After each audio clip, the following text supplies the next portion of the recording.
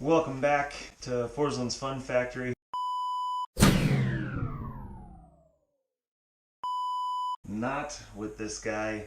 I just got back from Century a couple days ago with a few friends that we did, and I was on this. Love this bike, but this is not the one. Stick around, we'll get the bike in the stand here. A little bit of a rain day today, so we're gonna do a bit of a how-to and hopefully teach you maybe if you can work on free bikes and either get one running for yourself well or even fix it up to resell. So let's get that bike in here. Get this out of the way. Jump, buddy.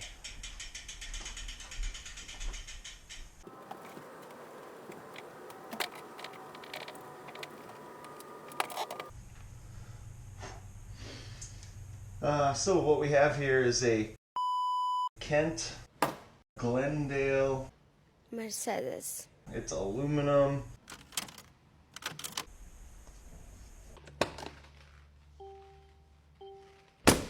Mercedes.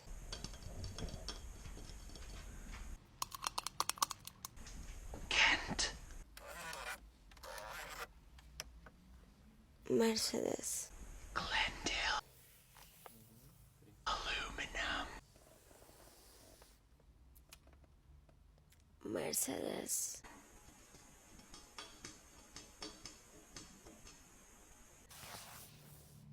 Mercedes. When I'm looking through Marketplace for bikes to flip for either Free Bike Friday segments or anything like that, really what I'm looking for is anything that's complete and then it doesn't really have bad tires or other parts. So when this one came up, it looked like it was mostly there, so I went and looked at it, and the handlebars were spun around, so all the cables were all like locked underneath, and it was kind of weird looking, kind of something like that. And then, I don't know who did any of the adjusting on this, but the handlebars being straight up kind of makes it ride funny. But the whole entire setup is just kind of off. So we're going to go through this entire thing. But if all of it's there, you can probably either get it running right for yourself or you can resell it. So that's kind of like your number one thing. And then you want something that's obviously not been crashed or damaged really badly. And this, of course, has not been either one of those things. I don't even know if this has been ridden all that much, this Glendale aluminum. So let's take a little bit of a closer look, and then we'll be going on a couple little parts that we need to adjust here.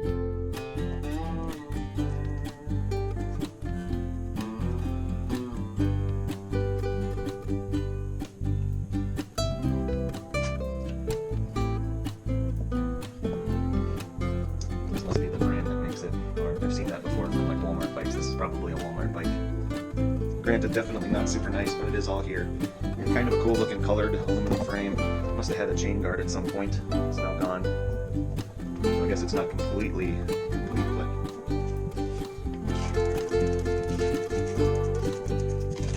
yeah, a little bit of work in front of us. But looking good. It's all there.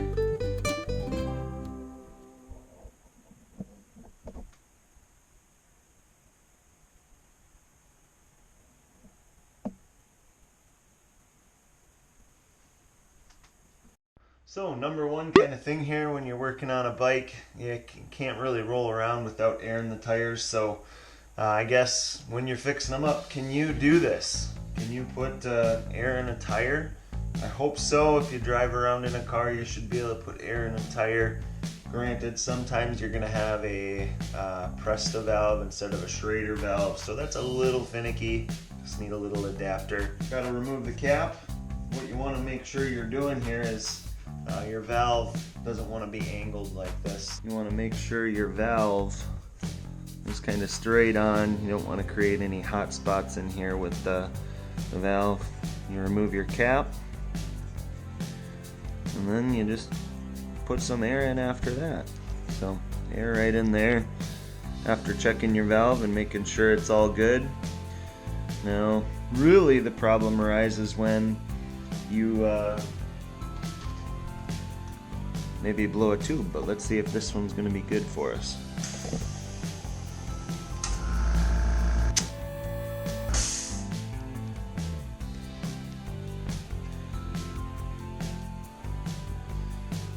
So this tire aired up just fine. As you can see, we got air holding. I don't hear any leaks, but if we get anything coming up, we'll take care of that later. Sounds like we have a brake improperly adjusted. Definitely hitting on this side. We'll get to that in our next little part. Now maybe you're asking yourself, well, what do I do if I don't have an air compressor? Well, you could get yourself one of these handy floor pumps, which would do you just fine. This is just a cheap one that somebody bought for me, and I've had for quite a while now, and gets me by. Has a gauge on it. Not sure how accurate it is, but I mostly just, squeeze on the tire and set your butt on there, and if it's enough, it's enough. So, but you could obviously use an air compressor too. So the problem arises, well, maybe you don't have an air compressor or a pump. What do you do then? Well, ride it with flat tires? No, don't want to do that. You'll ruin the tires and the wheels. If you're really that hard off and you don't have tire or air compressor or a pump, go up to the gas station here and roll it over there, or put it in the back of your car, or just the wheels in your car, whatever you need to do, and then go to the gas station pump. Maybe Quick Trip, I don't know. Not sponsored, but you know what I mean. And fill up your tires there at the gas station. It does just fine. So let's get some air in this one.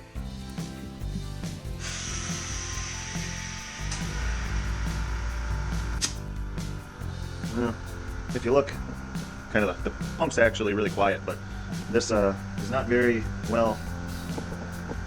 good angle, so I want to take some air out of that and fix it. I'm not really too happy with it.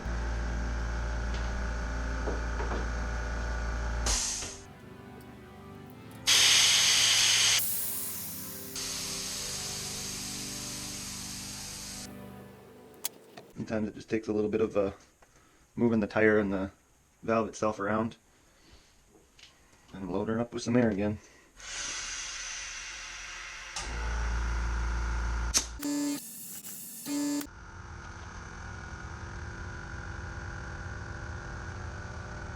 This thing requires a little bit of adjustment. We got to readjust the front brake and probably the rear brakes. I don't know about the derailleur yet. We'll look at that in just a second. But we need to get this so I can pedal it without any issues. So maybe you don't have one of these fancy bike stands. Mine I actually got out of a free pile at a farm or something like that back in the day. It's dated, but it does just fine. And yeah, so if you don't have a bike stand, you might have to just lean it up against something and hope for the best, kind of deal.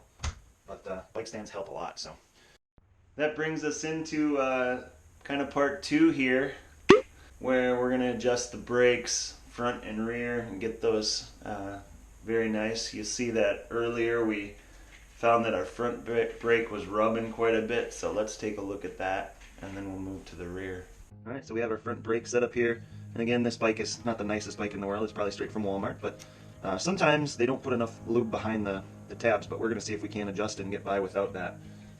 You'll see the brakes, they work, they're not seized, both sides are moving, but this side is moving way more than that side, so we're going to put a little tension on this side and see if that doesn't help pull that this way, so it's not rubbing against the wheel back in here by the pad. So that little tensioner screw is where we're going. Same thing with the junky screwdriver, but it works. Can you adjust brakes? We're going to go straight to 2 or 3 half rotations. Definitely still not enough.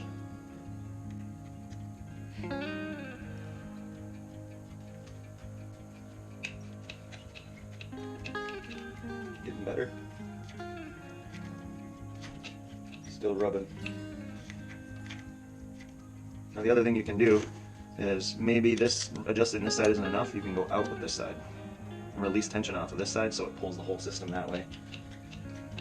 We're getting warmer. Not entirely happy with it just yet. Still got just a tiny little bit of rub.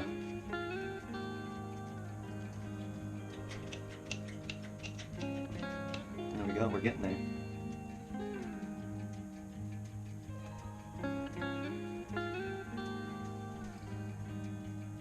Don't know what the noise is from.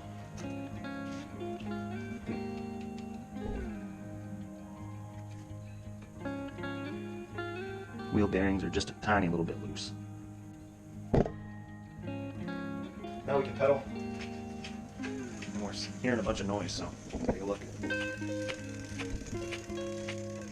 The brake's not actually hitting on this side. It's the other side that's the issue. So the way these type of brakes work, not all brakes have adjustment on that, but we need this to pull this further this way in order to get the brake pad from not touching the wheel. Now, it's not really as bad even though I just pulled it over, but now the other side's hitting too, so we're going to put some tension on this side to try to get it to land over there more accurately. And if you were to look from the top, I can't get you too centered, but you want both sides to release about the same amount.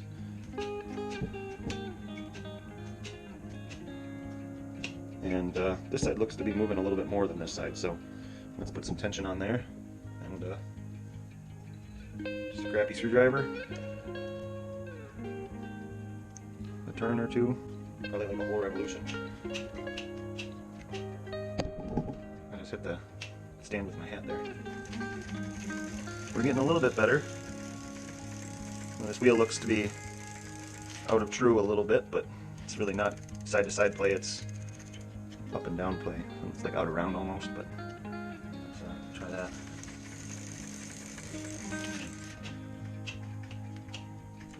Got stuff making noises everywhere.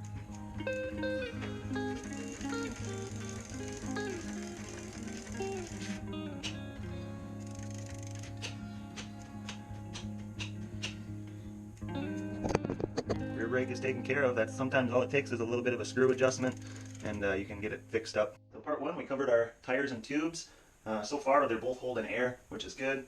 We got our front and our rear brakes taken care of and not touching the wheel as they spin, so that's a good thing.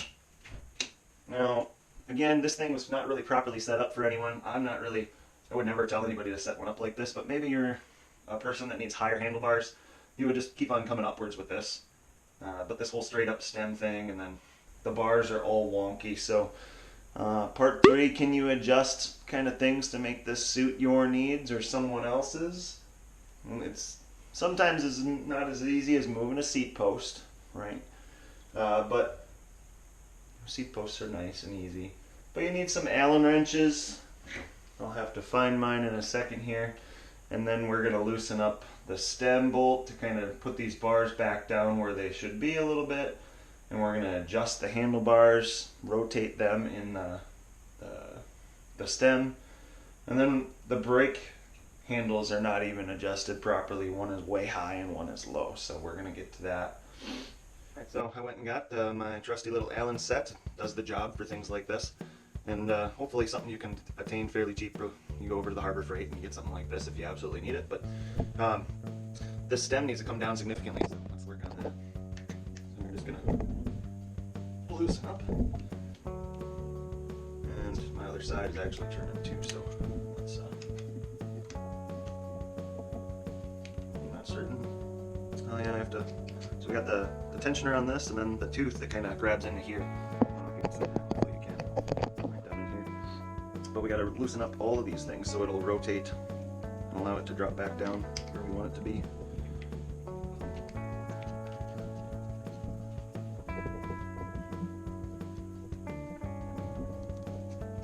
Looks like we're going to pull it most of the way out even, so we can get this back down to where we need it, kind of somewhere in the middle. That's too far. We don't hold it that low. We're going to go with that, it looks like. Plenty of tension on there now. Now, I'm going to step you back just a second here. But now if you look at where the bars are, everything else needs to be rotated back up, so we're going to take and spin the handlebars entirely back up, but we do need to adjust the brake levers still, so let's find the right size for that and get those bars back up where they should be. I know the bike is leaning forward here, so we need to try to anticipate that we're not level too, so something like that, and try to make sure they're centered in the bar or in the stem itself too, so when you're tightening, be careful and watch things. Try to set equal tension on both sides.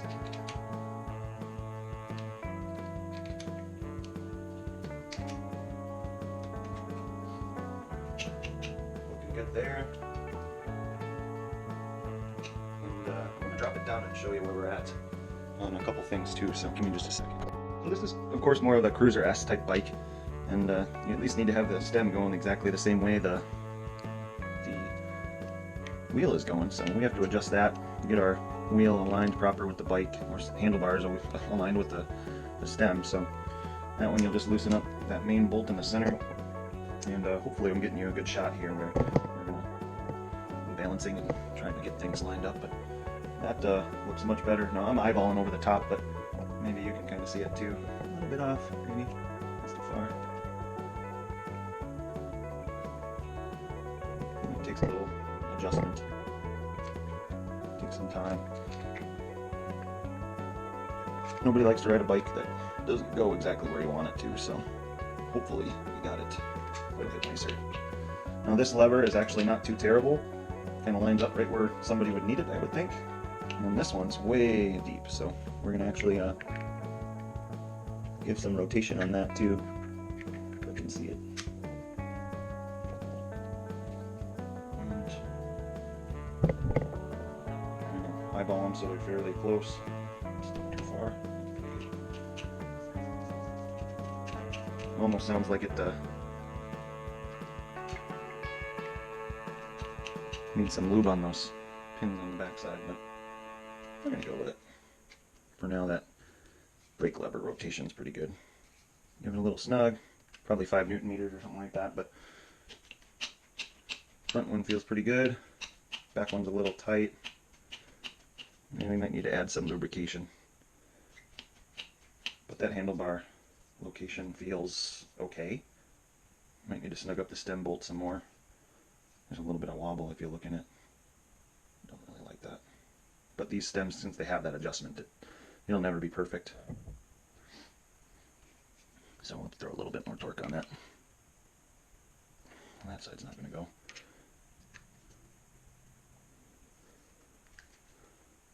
Getting better.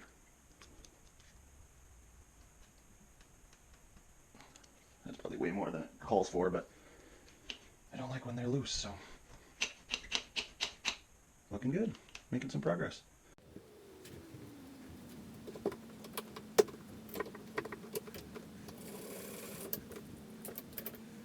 Alright, so we're coming to part 4. We're going to check some bearings, and then maybe we'll even add a part 5 where we do some cleanup. But we have to check the wheel bearings, headset bearings, and crank bearings. So I'll get you on a little bit closer of a mount here, and then we'll look at those specifically. So bear with me just for a second. Alright, so we have our front wheel. It of course spins freely already, but in order to check the bearing and side-to-side play, I'm just going to grab up here and maybe around the fork area, and I'm going to push back and forth from one side of the fork to the next. And I don't know if you can maybe hear that, but there is a little bit of play. So we'll actually remove this wheel and we'll put a little bit of tension on the bearings down below. For the front, give it a good spin for the fork.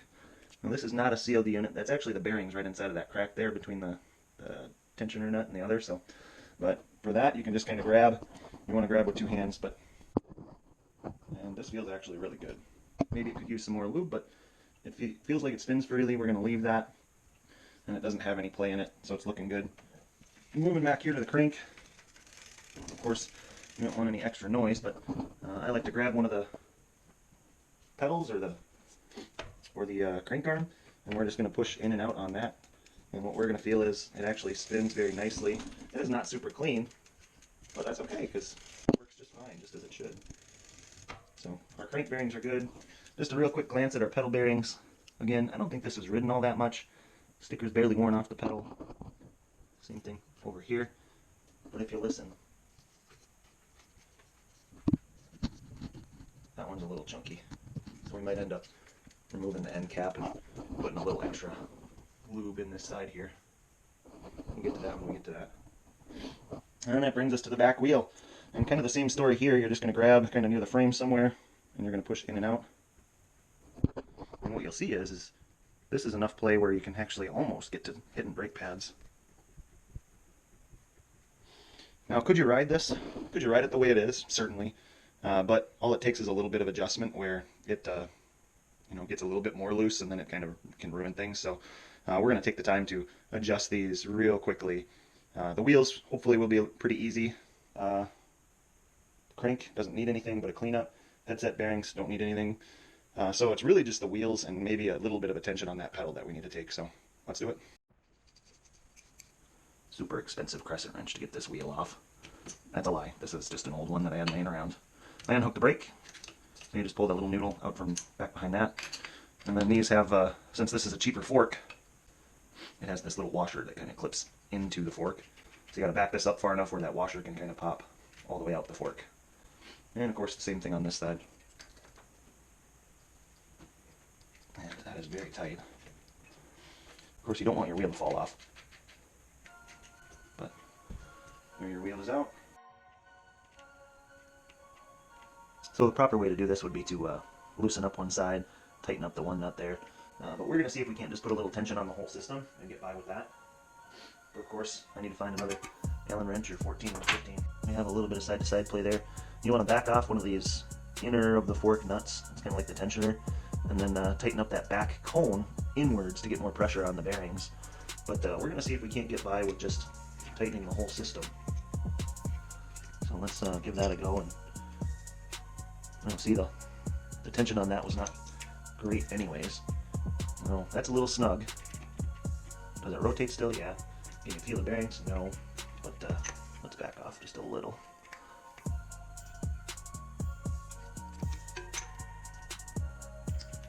Tension's gone, or the wobble is gone, but it still spins nice and freely.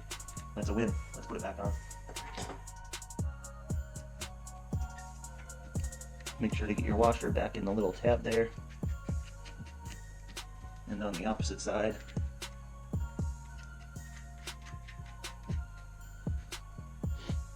And then of course I always like to double check, make sure that the wheel is in the center. Now the other thing you can do is just put pressure on the wheel in the fork, and that sometimes corrects it too. So, but we're just going to pull up and tighten at the same time. You can see that? That's pretty close. So throw some tightness on there. Tension on the axle. And that's definitely not close. Oh, never mind, it actually is. Snug it up. Probably don't need to put 200 foot-pounds on this like it seemed like it had earlier. And then of course, put your noodle back in the latch here, the catch. I don't know what it's called, but brake line through that little slit. And then double check.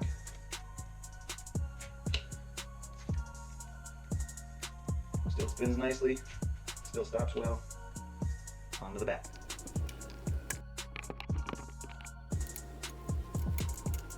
So we're going to kind of do the same deal with this side. And as you can tell, it is a little loose. So hopefully we can get by with just adding some tension. Now of course you could take these apart, re-lubricate, repack everything. But we're just going to see if we can't get around. Because really, the grease feels good. You can't feel any bearing nastiness. So if we can get by with just adding some tension. Still some play there. Need to keep going. Ooh, play's gone. You can hear the grease inside of there. Just a tiny little bit of play left. And again, this isn't really the absolute most proper way to do this. You could strip out the axle. And now I'm unhappy with that. I can feel the bearings as I turn it. So we went too far on that one. But play's gone. I don't really like how it feels like there's a little bit of drag. So I'm also going to go even just a hair more off.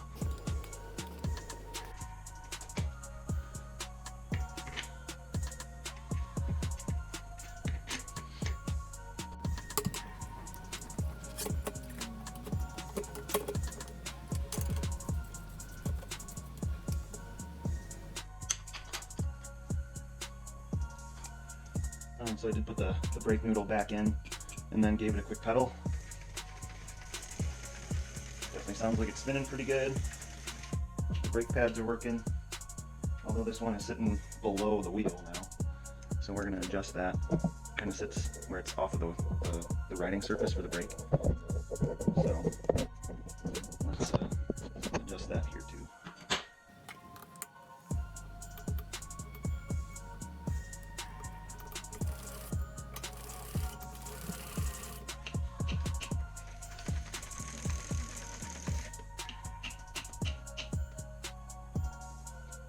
we've looked at our bearings of our wheels, part 4 was it? And we only have one more thing that we really need to adjust besides our pedal bearing. Our back wheel spins well, our front wheel spins well, everything's looking good. A little louder than I would like to be. Kind of seems like our tires are a little bumpy, probably because they're cheap. But the last thing I'd like to do is adjust the derailleur. It does work, but it does not hit the high gear right now, or low gear rather. And I'm not sure if the chain alignment and the tension on that cable is very good right now. So we're gonna look at that next. So I got you set up so you can see the chain alignment. Hopefully you can see this, but it looks like it's actually fairly straight, but maybe just a little bit out of tension. So we're gonna add some tension by turning this out. And I'll give it a spin, and it's not jumping or anything. Actually feels pretty good. Let's go up 1 gear. And that's 2.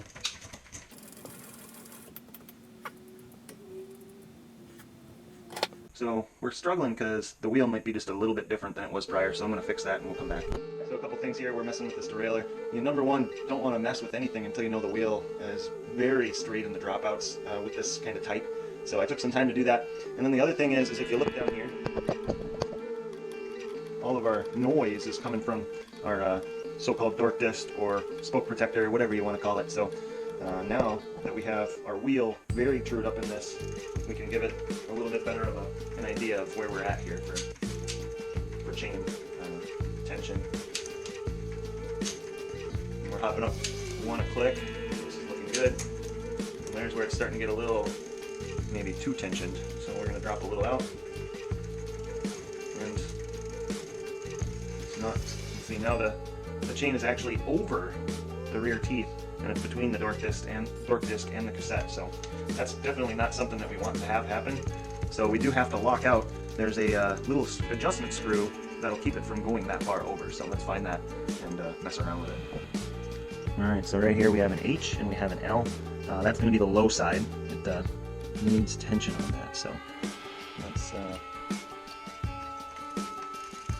put some tension on it. We're going to go inwards, and then we're going to see if we can get it to jump. It's not jumping over entirely now, but it's not staying up in that gear either. So I don't really like that.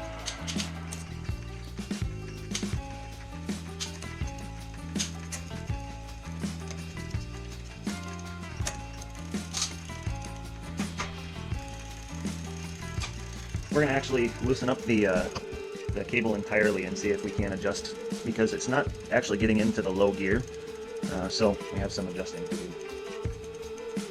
We're going to release the tension entirely while we grab on the cable.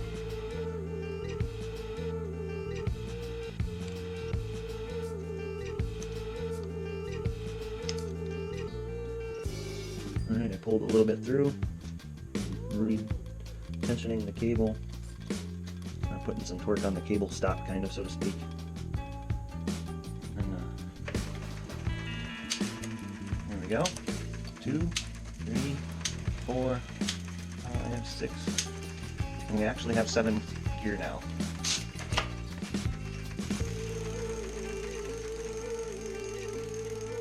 That torque disc makes a lot of noise.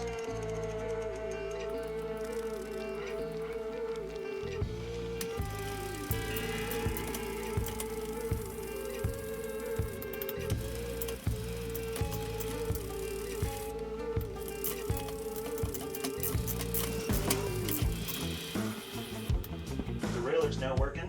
We're going to give this thing a write down, pictures for resale, because I'm not keeping this one, and hopefully make some money on it here. Again, we're going to do the marketplace. It seems to be the best route for getting rid of things quickly. I don't know what I'm going to price this at just yet. I'm thinking maybe like $100. After it's all cleaned up, maybe it'll look nice enough to try to snag $100 out of it. But everything's adjusted proper, and it should ride very well for that new owner. So, quick little wipe down. We have a little bit of the Honesty spray left. So, follow along with as we give it a little bit of a clean. Really, it doesn't need too much of it, but nobody likes buying a bike with somebody else's dust all over it, so quick little wipe on most of the parts, and it'll look as good as new.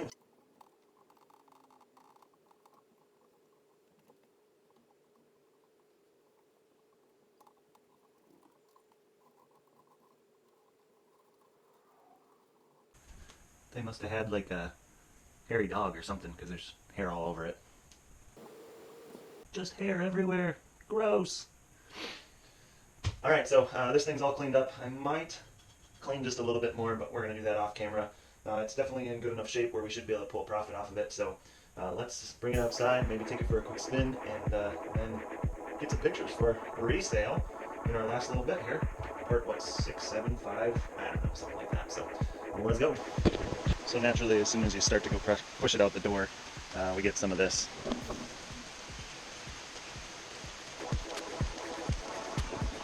So we might have to cut it a little short, which is a bummer, but it's not the end of the world. So I'm going to get that thing posted for sale, try to make some money on it.